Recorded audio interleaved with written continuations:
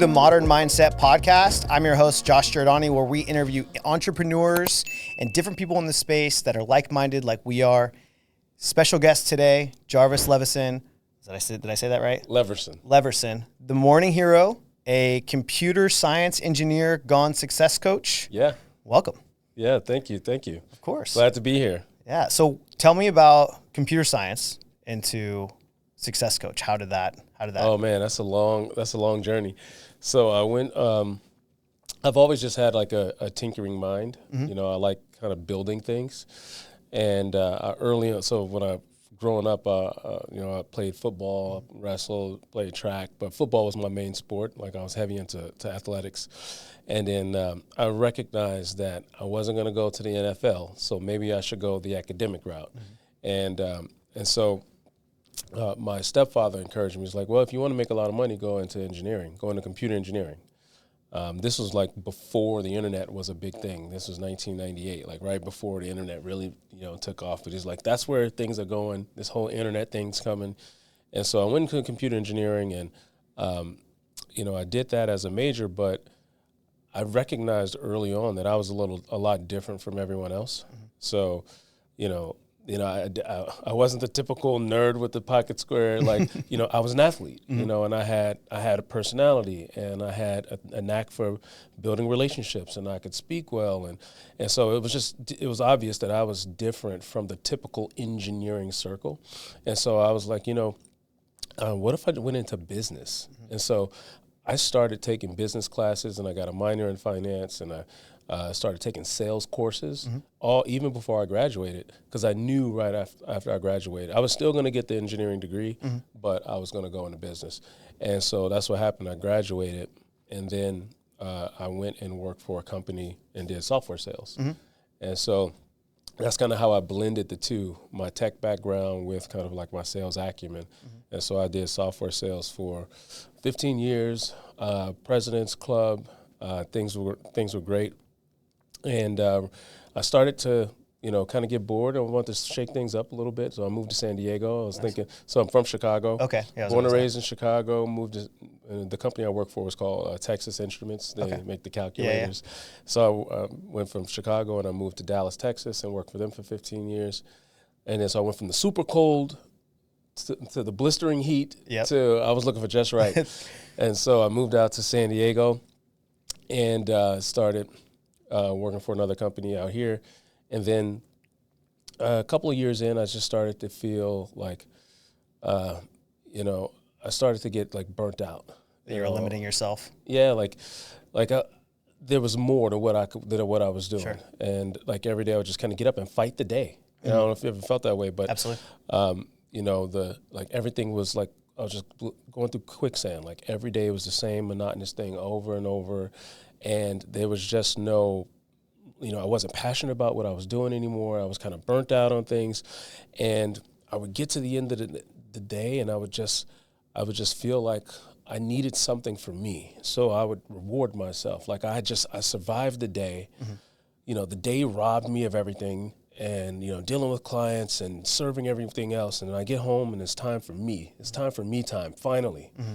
And then the way I would do that is I would pour myself a drink.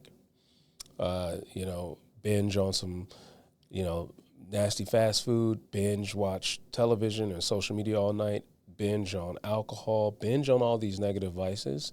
And eventually my life started to spiral out of control, where it went from 1 or 2 nights a week to every single night of the week. It went from two drinks a night to 5 drinks a night to me going out and hanging out at the bars and the clubs all night. And like eventually that was like, that negative reward system tore my life apart. And eventually it landed me getting fired from that job. And I was in a relationship at the time. We were living together, us separating and me getting booted and kicked out on the street. And I had to bounce around living on friends' floors and couches for a few months. And so eventually I had to move back home to Chicago to move in with my mother. And so there I was at 35 years old, sleeping on my mom's couch, reality check, having to try to figure out my life all over again. And it's like, talk about a blow to the ego as a man. Like, absolutely. you know, I mean, I hadn't been back home since I left, 18 years old. I hadn't been back to the house since I had left when I was 18.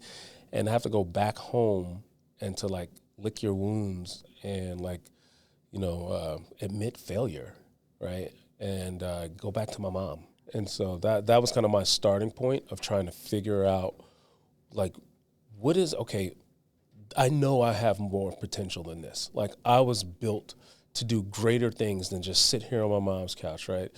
What does that look like? What does success look like? I started looking at the highest achievers like Elon Musk and Kobe Bryant and Michael Jordan and Warren Buffett. And what I wanted to do was reverse engineer their success. And that was my journey of trying to decode success and apply those skills to myself and those habits. And then that's kind of took me down this path that I'm on now. Yeah, it's interesting you say that because I feel like most entrepreneurs that like with you and your coaching program and accountability and all those things, right? You went through a deep, dark place of not being accountable to yourself and admitting failure. Yeah. And then you doing now what you're doing is basically you giving back. 100%. For people not to go through what you went through. Yeah, and I think that's, and to be honest, I think every one of us has a moral obligation to do the same thing. Absolutely. I could look on those that experience that I went through. I call them the lost years. Mm-hmm. That period of time from 30 to 35. Mm-hmm. That was the dark period of my life. Sure. The lost years. I could look back on that and like be resentful and regret those years, but actually they were a blessing. Yeah. Because I was gifted that experience. I had to go through everything I went through. Yep. Because it was the foundation for me now to be able to give that experience and give those life lessons and those mistakes and obstacles, to be able to package that up in a way to be able to present it to someone else to help them on their journey. Mm-hmm. And if I didn't have that experience, I wouldn't be able to help them. Not in a proper way. Yeah, exactly. Right? You'd almost be faking it instead of like going from like a true, authentic person of like, hey, I've gone through this. This is my experience. Get off your ass. Get to work. Yeah. I did it. Here, let me tell you what I did. Right. I did it, and so can you. And like that's kind of really what I do now. It's I'm not like this grand like professorial. I'm better than everyone. Like no. I get down on the floor and I'm like, hey, listen. I'm right here with you. Mm-hmm. I've been there. Right. Let me tell you about my story. You think what you're going through is bad.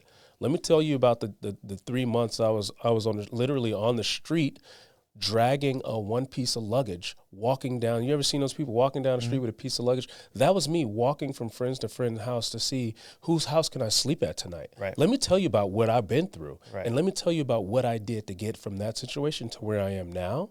And like I can offer that authentic experience. And I think that is, way better than any years of college that I ever went through. And I think that's inspiring, right? For most clients that you bring on that you actually went through it, it's just going to be that much better experience for them to be able to get off their asses and get their morning hero done. Yeah, right? Well, I mean, it strips them of their exexcuses. Yeah, right? Absolutely. Like everyone's, sometimes, I mean, everyone, we have those moments where we get this woe is me and this victim mentality. Like, oh, you don't understand my situation. It was like, well, no, actually I do. Yeah. And I did it. So what's your excuse now? Right. So get your ass up and get after it. Right. I definitely think back to, I don't have a similar experience, but I had a fight with a family member, and I moved away. Then I moved back after I had the fight, and I was sleeping on my aunt's basement, and it was an unfinished basement, no bathroom, like completely unfinished concrete floors, sleeping on the floor as like I think I may have been like 24, 25. At the time I've been in real estate that time, like 4 or 5 years, but I was making money. All my friends were looking up to me and I was embarrassed. And I had to put my ego to the side, and I did it for myself because I needed to get to work to be able to afford, because I was doing well. Yeah. But in reality, I was a miserable, deep, dark person at that point. And I had to get myself out of that situation by working hard. Right. Yeah. And getting out of it. But now I feel like with ego, going through traumatic, I don't know any entrepreneur that hasn't gone through some type of traumatic experience or setback. And I think it makes you stronger, more gritty, right? Yeah. And you can push through like the bullshit, the everyday life that's really like, is it a big deal? No, it's not, right? Because you've gone through worse. So, and I think you need that. I mean, everything you go through is like preparation for your promise. Mm-hmm. And a lot of people want to skip the preparation to go straight to the promise. But there's a reason why most lottery winners are bankrupt within 5 years is because they were gifted with a promise and didn't go through the preparation or to earn that promise. So when they got the promise, they couldn't handle it. Right. And so everything is just a part of the whole journey, right? You can't have one without the other. So so you need to go through the gritty phase, Right. right? Because that prepares you for then ultimately what your promise is, and actually, the grittier the experience, the bigger the promise. Absolutely. Right. And the stronger you are. And I'm glad I went through some of the shit that I went through when I was younger. If I didn't, like, I don't think I'd be where I'm at today as a person, you know, getting married in 2 weeks, meeting the people that I have, success, any of that stuff. Yeah. Like, I think I don't regret any of it. Totally. And I'm thankful for it, to be honest. Like, even though as bad or as shitty as it was, like, you need to get through some of that stuff to become a better person. Yeah. And I think there are people like, you know, look at some celebrities that they've got all the success, at least on the outside, all the success and wealth. And, you know, so seemingly they should be the happiest people on earth, but some of the most depressed and miserable people. Right. Right. They can't truly appreciate because they've been given everything all their life.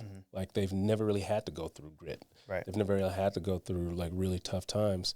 And so they just have a sense of entitlement that then you can't appreciate what you have. And I think that's part of, you know, being gifted kind of with success is the part of the grittiness is it makes you appreciate when you do get that, when you do get on the other side, boy, it tastes a lot better. You hold on to it. You cherish it a lot more. You're so thankful. You give a lot more. 100%. Right. Because you can empathize with the people who are in the position you used to be in. Like when you earn it, like you become a better steward of it. Yeah. As opposed to when you've just been given the silver road, you really don't appreciate it. And you want to help, like you said, you want to help more people. Yeah. You know, you want to impact people's life. And I think, you know, you telling me that your story, I'm like, okay, this is where the morning hero came from, right? Yeah, that's where the word hero, man, I don't take it lightly.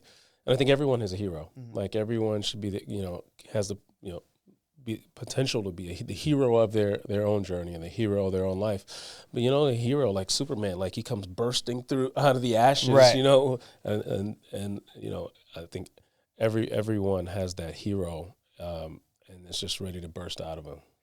What is the morning hero to you? Yeah, so I'll kind of tell you the origin story of the term morning hero. So there I am on my mom's couch, and I'm trying to figure life out, and it's just kind of serendipitous.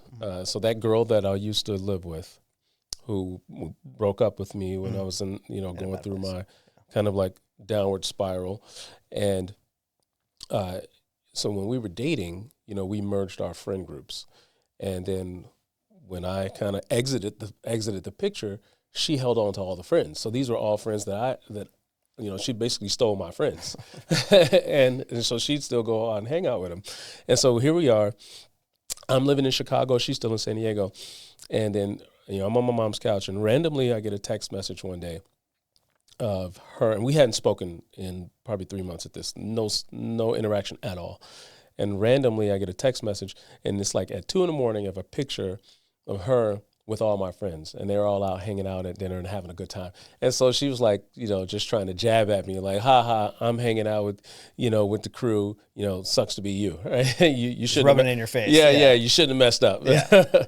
And, but anyway, so that just, she didn't mean like, total harm by it. But so that started us back kind of communicating.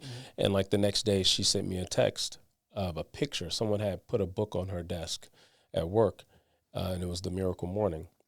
And she sent me a picture of it. She said, hey, someone just gave this to me, but I read it already. I don't need this. I think you probably could use this.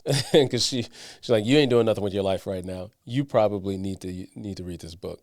And so she shipped it to me. And so I get this book.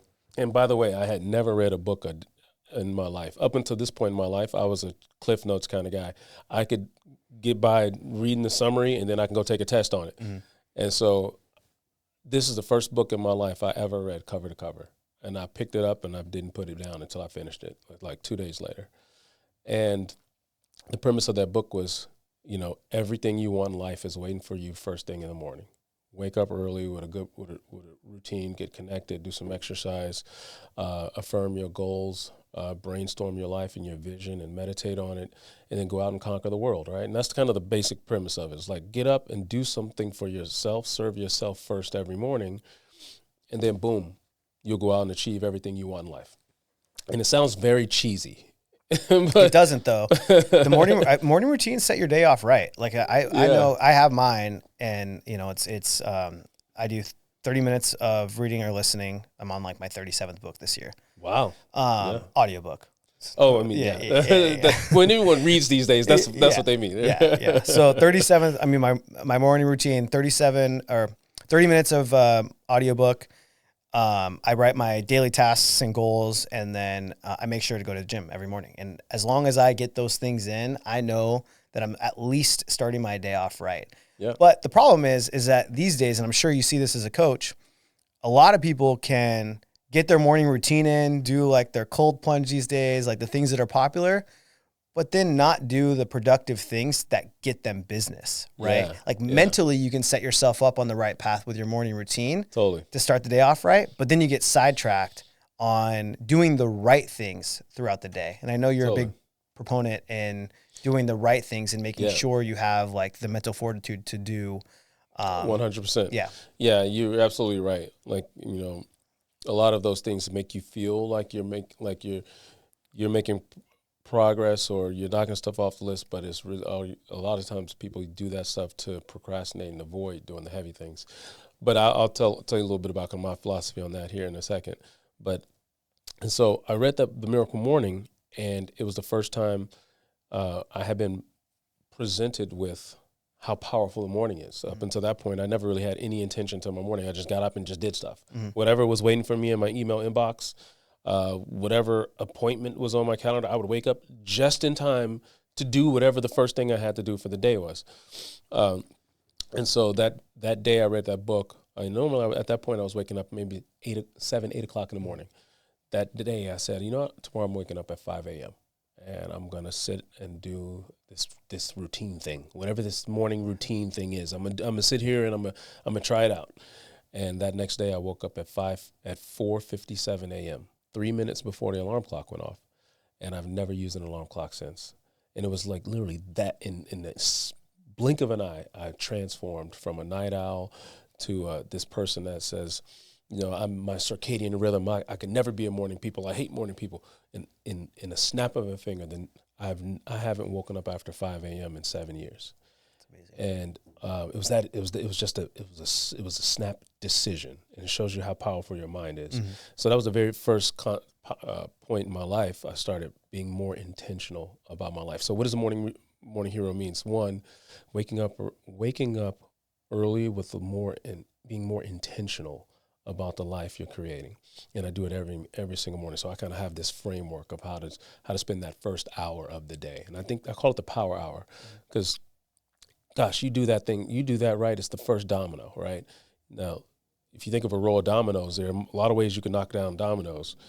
You can knock each domino down individually and exert a lot of energy trying to knock down all these dominoes, or you can knock down the first domino. And if you knock that domino down right, it will lay everything out effortlessly. And that morning routine is that first domino. And so the morning hero means getting up early and spending that first hour with intention on your goals, doing some exercise, doing some journaling. That first hour, knocking that first hour down right, and then the rest of the day is easy. And so that's the first part of it. The second part is, so I call that win the morning. Mm-hmm. The first thing you got to do is win the morning. Now, the second part is you got to then go win the day, right? Yeah. You win the morning, you win the day. So that's kind of the tagline. If you win the morning, you win the day. Winning the morning is just getting up early and setting your intentions for the day. Winning the day is the part that you were just talking about. Now, how do you actually now have discipline to go do the things you got to do? I call it grind time. Mm-hmm. And to me, really, there's no easy way around this. Like, there's a book called Willpower Doesn't Work, and it's based on the premise that motivation and willpower will fail you. Like, there are times where you're highly motivated and you're amped up and you juiced up, and then there are times where you just don't fucking feel like it. Like, it's cloudy outside. My leg hurts. It was a rough day. You know what? I just don't feel like it today, right? It's very fickle. It comes and goes. So it says if anything you want in life that you want to see some consistency, you can't rely on willpower. You can't rely on motivation. The only thing that truly works is accountability. And so and accountability is making a commitment to people outside of you, outside accountability. There's no such thing as inside accountability. Holding yourself accountable doesn't work either. It's outside accountability. And so that's my philosophy on how do you win the day. Commit to other people what you're going to get done, and then more often than not, you do it. And that's kind of like another kind of one of our philosophies is I get a bunch of people together, and every day you just commit, hey, here's the top 3 things I'm getting done today. Mm-hmm. And that's simple. I mean, it's the easiest thing you can do. And I started this back when I was in real estate. So when I was on my mom's couch, I read this book. I started putting my life back together. I got my real estate license. Oh, nice. And cool. I moved back to San Diego and built a commercial real estate practice. And so there's a couple guys in the office that was also waking up at 5 a.m. I say, let's go get on a call. Mm-hmm. And every morning we kind of just do a quick little set our intentions for the day, do some goal setting, and then everyone commits to the 3 things they're going to get done today to make this the most productive day possible. And that year, everyone ended up on the Wall of Fame. That's just amazing. From that one simple thing. Because here's the thing. If it was just me, it's easy to let myself off the hook. But if someone else is involved, I'm going to show up because I'm not going to let them down. Like I will, as humans, human nature, we will show up for others more than we show up for ourselves. Mm-hmm. And so I learned that, if anything you want to get consistent at, have some accountability. Get an accountability partner. Be a part of a mastermind. Even if it's just your spouse, like verbally commit to other people what you're going to get done, and then 95% of the time you follow through with it. Right. It's interesting you bring that up. I was having a conversation before we got here, and someone close to me wanted more accountability to the things that they weren't doing. And like they don't have a morning routine. They're not doing what they're supposed to be doing at work. They're forgetting about clients, making excuses. And the problem is they continue to talk about what they're not doing and saying how they want to go to the gym and get in better shape and do more work. But then people tend to lose respect for you when you say it and you don't do it. And you do it for years. And that becomes hard because I don't think a lot of people, unless they have accountability like what you're saying, I don't think a lot of people actually do stick to their word unless they have like true accountability from a coach. Like I know for me, I'm accountable to my business coach, and I'm accountable for myself when it comes to, creating the life that I want to live, and for my fiance and for our future kids and all of that, because I have a bigger purpose. Right. But I think a lot of people don't have the same mentality as that. I think a lot of people don't know how to be accountable to themselves or to other people, even if they're not making good income and getting by. Like, you know what I mean? Like, I think it becomes more challenging. Maybe people in your circle or people that you work with, but the people that I see are like, it's a lot harder for them to get into that frame of mind. So, I mean, that's a deeper question. Like, how do you instill motivation in people who lack it? Mm-hmm. That's a nut I haven't cracked yet. The only way that I have found to that's an internal flame 100%. That you're talking about, right? Right. Like, I can't light your internal flame. No. Like if you aren't excited and fired up, and if you don't have that's something that's some soul searching that you have to have a greater purpose and be connected to that purpose. Sure. Like the only thing, what for me, where I got connected to that purpose is when I started meditating. And every day, and I would kind of write out and map out what my life is going to look like, what my dream life was, and I would start affirming. Like when I got deep into that kind of metaphysical side of manifestation, like that's when I truly, truly got connected to my purpose. And now I wake up with fire every single day. 100%. Now, some people don't have a fire to wake up to. Now, I can't light the fire for them. No, I know, yeah. But I think what we can do is like outside observers is just be the example. just be the example of someone living in their full potential. Right. And then it will then say, you know what, whatever he's smoking, I want some of it. Yeah. And I've tried. I have family members, and I'm like, come on. We keep having the same discussion. Like every day I'm talking to you, it's the same thing over and over. Get with it. Come on. You know the answer. Right. Just do this. Right. We just talked about this yesterday. Right. And it's like, I'm fucking like, you want to shake them. You want to shake them, right? Yeah, you want to shake them. What I found is that you got to first of all, you got to release yourself of ownership of their destiny. Like they have to take ownership of it. If they're not taking ownership of it, like you have to release yourself of that. Yeah. But be the example, and that's where I try to do is I just try to be a shining example of someone living at their highest peak potential, to then.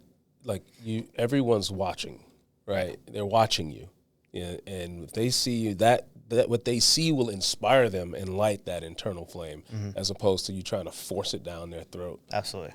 Yeah. Yeah. And it is tough. I mean, you tend to, watch them or judge them, even though they're close to you, right? And it just makes it kind of difficult. But what is you kind of explained a little bit about your perfect routine.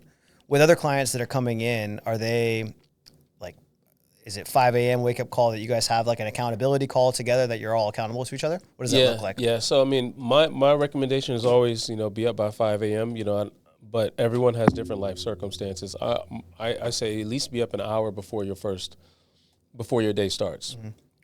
And so this is kind of when I started going on my growth journey and I started studying, elite performers, I noticed there was a theme I noticed across the board. So, Kobe would get up and go to the gym, and he'd be there 2 hours before practice started. Like, he'd be there 2 hours before the next person walked in the gym. He's shooting, thousands of free throws before practice started. Like, he didn't just wake up and go to practice. Right. He would be there at least an hour to 2 hours before practice started, before his day started. Warren Buffett would spend an hour. We'd get up and spend an hour reading corporate financial reports. An hour before he would go have his cup of coffee and sausage McMuffin over at McDonald's, right? Yeah. So he didn't get up and go to McDonald's and go to work. He got up and he did his routine. What his superpower is finances. He worked on it for an hour before his coffee and sausage McMuffin. Tony Robbins would go down and spend an hour praying and meditating on the beach before going in and meeting with the family for breakfast. Like, over and over and over, as I started studying these people, they didn't just wake up and start the day. They spent at least an hour, in some cases 2 hours, working on themselves first, working on their goals, setting their foundation before their normal day started. And so that's when I first kind of coined this term, the power hour, right? That's that power hour. That gives you all your power for the day. And so I recommend being up at least by 5 to do that. Between 5 and 6, and the reason for that is because the world isn't up. You get a head start, right? There's no text messages coming in. There's no social media isn't off the rails. The news cycle hasn't even really started. No phone calls, no kids up, no dogs barking. Like, it is your sanctuary. Like, the world wakes up somewhere between 6 and 7 a.m. And so from 5 to 6 is just dead space. It's just peace. It's solitude. Like, you truly, truly do get into this really, really deep, like, trance state of listening, where you get all kind of bright ideas. You get aha moments. Whether you call it the Holy Spirit or that little birdie or your gut intuition, like, you get those strokes of genius, right, in those dark moments of the morning. And so, I prescribe to everyone, somewhere between 5 and 6 in the morning. And that's what we get on a call. I have a group. We have accountability groups that hop on calls at 5 a.m. And that's what they're doing. They're doing some goal setting. They do some little mindset work, and then they commit to doing their top priorities for the day, and they go off and they attack the day. And so, kind of what my perfect morning routine is sounds silly, but it's called warm gas. And so, but there's some methodology behind it. If you warm up gas, what happens? It explodes. Right. So, I tell people you get up and you warm up the gas every morning, you explode through your day. And so the W stands for wake up early. The A stands for activate. That just means get some exercise in. Right. Activate your mind, activate your body.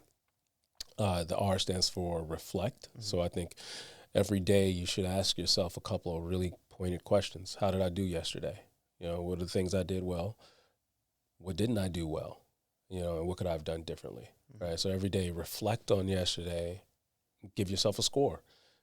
I knocked it out the park. Great. I slipped up in these areas. I shouldn't have had that cheeseburger and fries at 12 o'clock at night. Boom. Right. There's learning in every day. So R is reflect on the day. M is meditate. So I think I do at least 10 minutes of silence, and that's where I'm just kind of connecting and getting grounded, and I'm in this active state of listening for answers. Meditation, everyone's got this kind of woo-woo-ness to it. I look at meditation as I'm listening for the answers. I think the answers I'm seeking at any given point, they're always kind of like there. They're always surrounding me. But most of the time you go throughout the day, and the day is so noisy that the answers can't penetrate through the noise.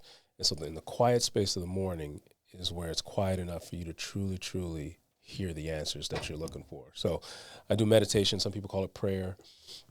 So that's what the M stands for.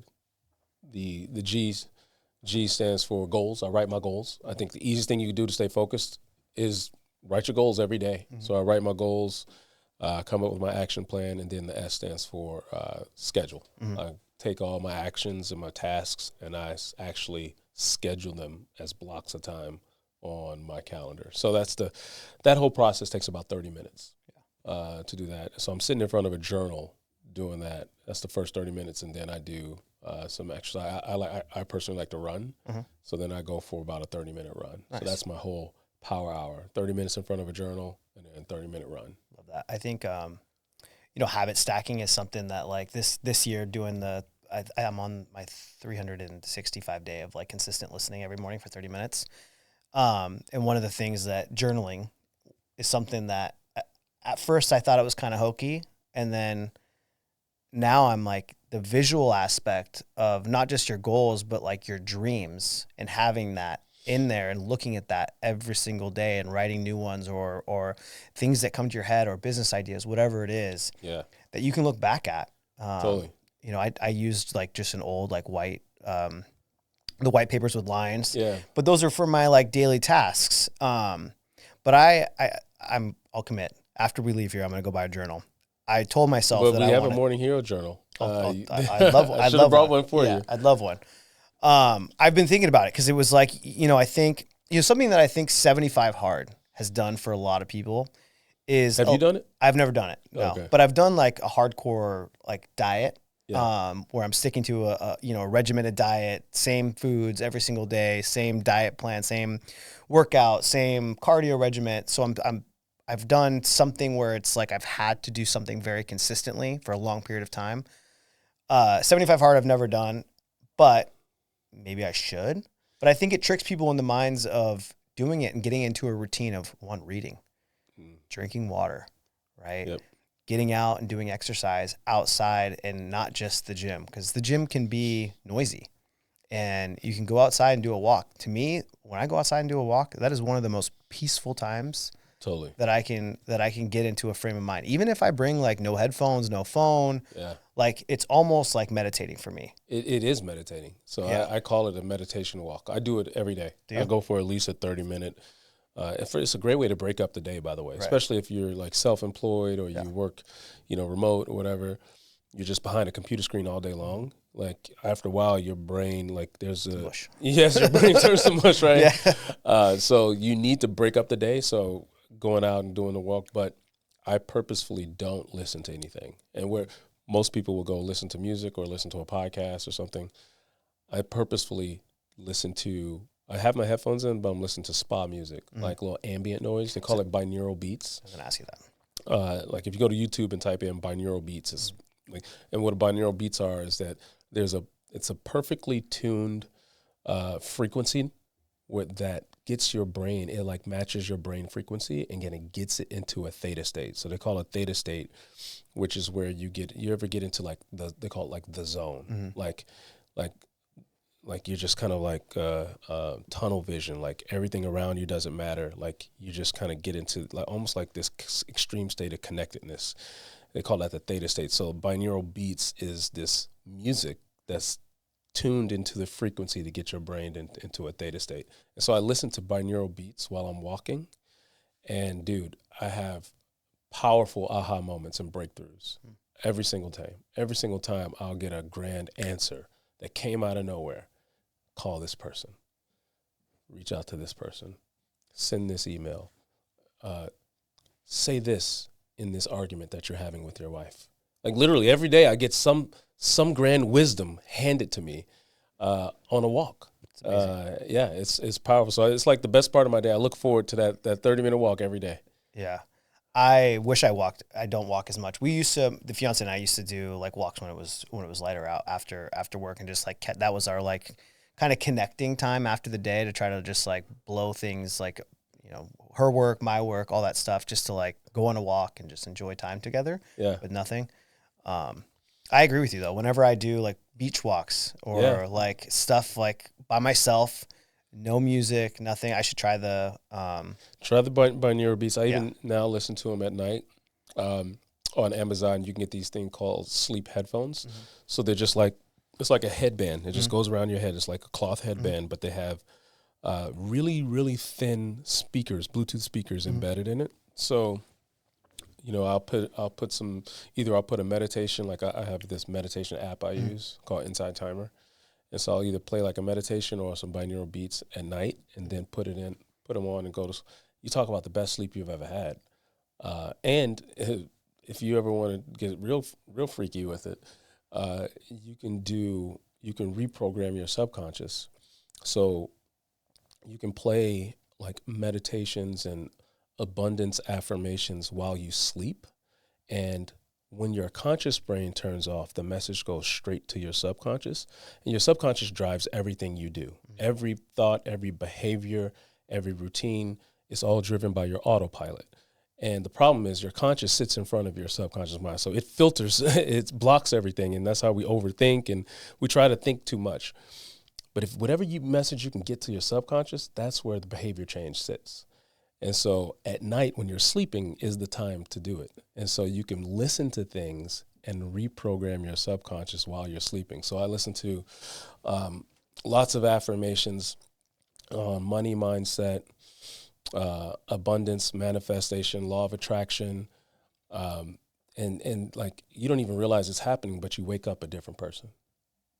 That's insane to hear. Yeah. I kind of got a little goosebumps like hearing that. I mean, I've never tried that.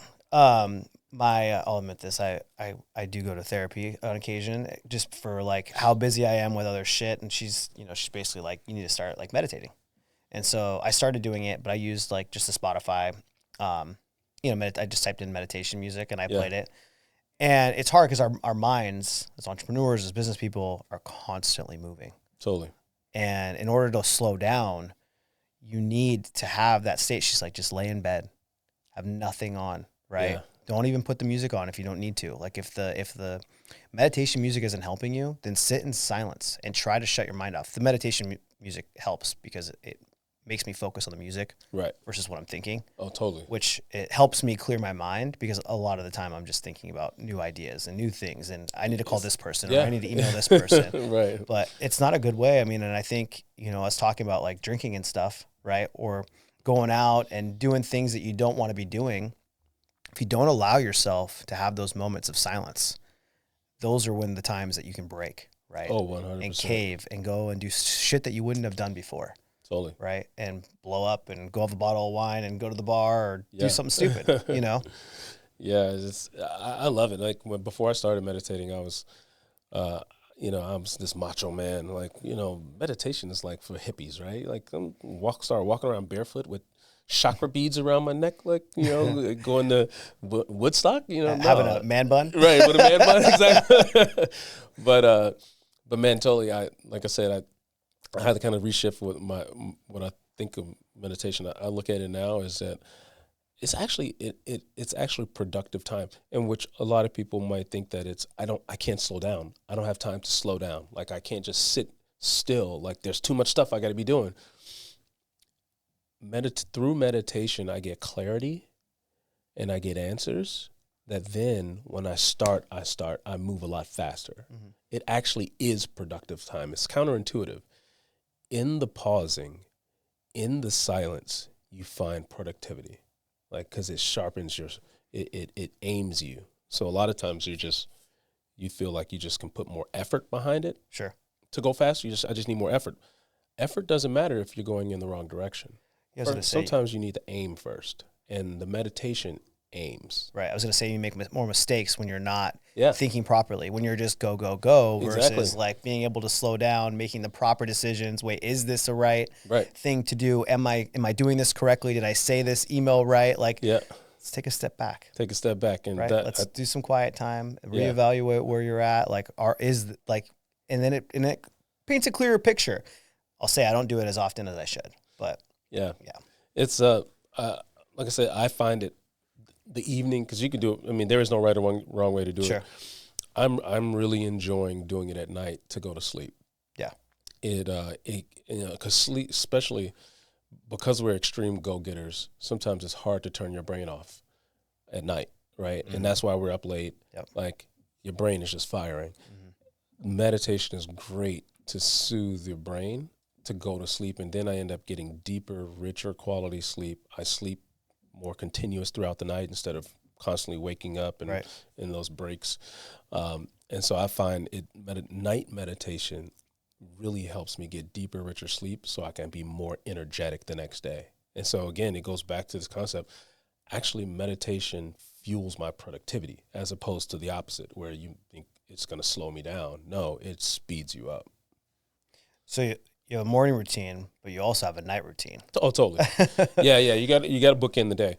So just like, you have the power hour in the morning, mm-hmm. I have at the end of the night called the power down hour, because you have to wind your brain down. So that last hour. So for me, that's between 8 p.m. and 9 p.m. Mm-hmm. That's my power down hour, and I even have a alarm set on my phone, mm-hmm. and you can label your alarms. And so my 8 p.m. alarm is labeled "Take your ass to sleep." And so when my alarm goes off, it'll say "Take your ass to sleep" across the screen. I love that. But so that last hour, that's when I try to disengage. So no more emails, no more work, no more. I try to stay off my phone or television. We put the kids down, and then ideally I'm picking up a book and I'm reading. Mm-hmm. And so I'll read a physical book. So normally I listen to books, mm-hmm. but at night I would read a physical book, mm-hmm. because reading it knocks me out. Gotcha. So that's my power down hour at the end of the night is reading a book.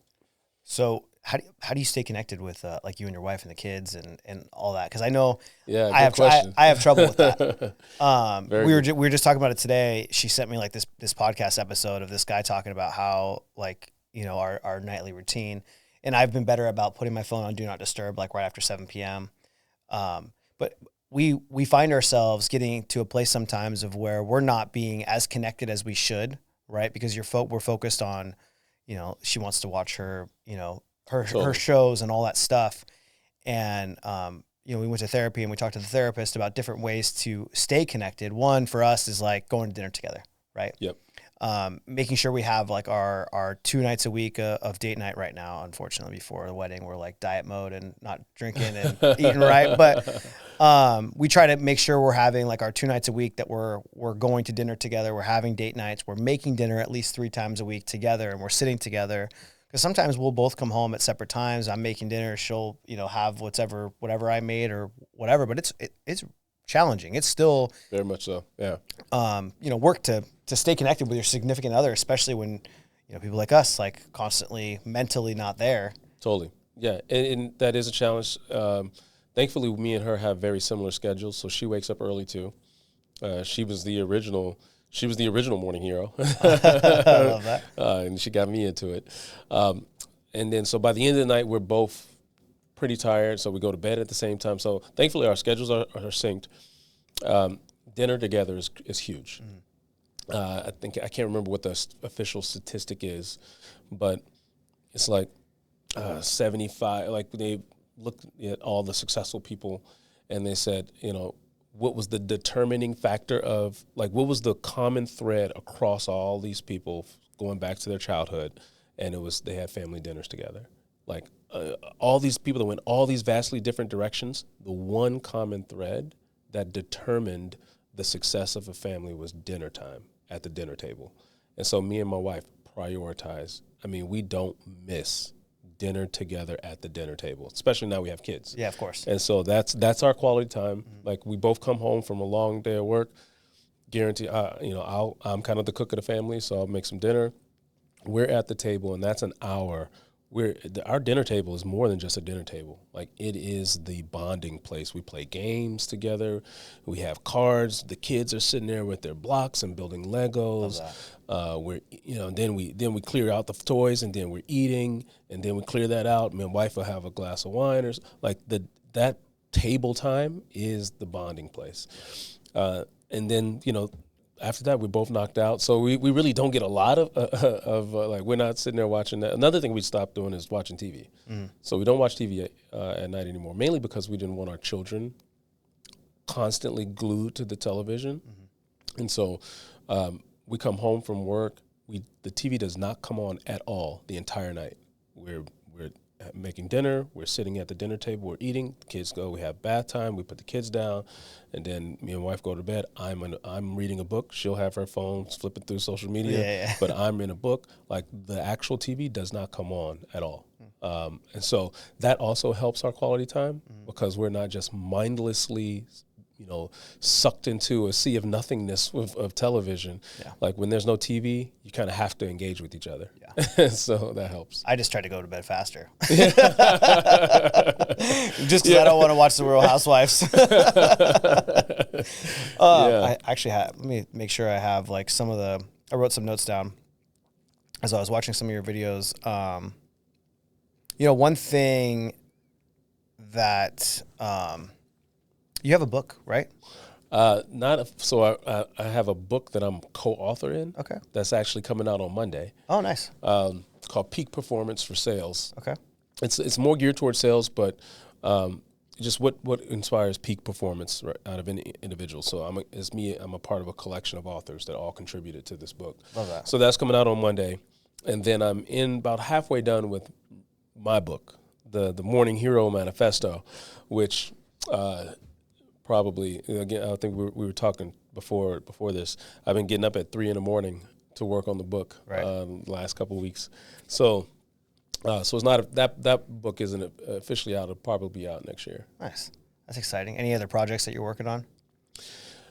So I have a mastermind, we call it the Accelerated Growth Club, and it's just where I learned early that you are a product of your environment. Absolutely. Right, and I noticed it when. That part of my life where I was kind of spiraling out of control, it was because of the people I chose to surround myself with. Yep. They didn't really have goals and ambitions. They only wanted to party all the time. Yep. And that permeated into me. And so as I started to make my growth journey, I said, how do I flip that concept on its head? Instead of surrounding myself with people that drag me down, what if I surrounded myself with people that drag me up? And so I started this meetup group. And once a month we'd all get together, and it was just trying to attract elevated people, where the concept is if you bring like-minded, growth-minded people together, then you all accelerate your growth faster.